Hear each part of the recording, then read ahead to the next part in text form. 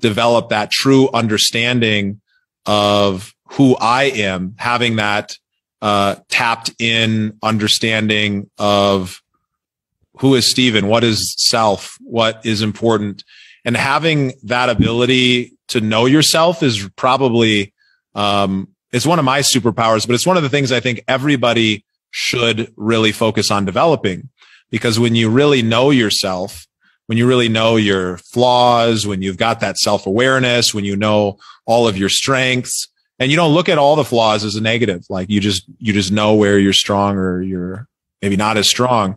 I think that can be what I found is that it ends up leading to some of the best conversations. When I meet other people who have that self-awareness, you can end up having a level of connection that's really deep, and you can really make some cool things happen.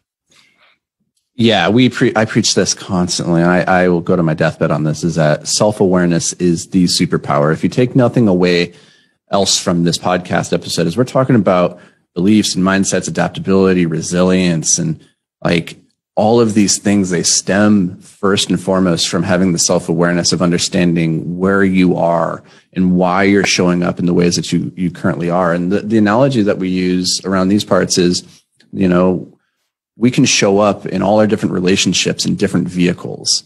We can sometimes show up in the Lamborghini. Sometimes we show up in the Toyota Prius. Sometimes we show up on a scooter, right? At the end of it, though, the driver is always the same. The person behind the wheel, that's you. And you might choose to show up in these different vehicles depending on the circumstances.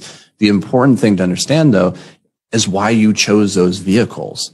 Like, why do I feel the need to show up in this vehicle, in this conversation? When you start to understand your underlying motivation as an individual, you start to understand then why you're suffering or why you're succeeding. And that's the thing that I've noticed from the successful people in my life is like, they are very aware of why they're suffering and why they're succeeding. They know it.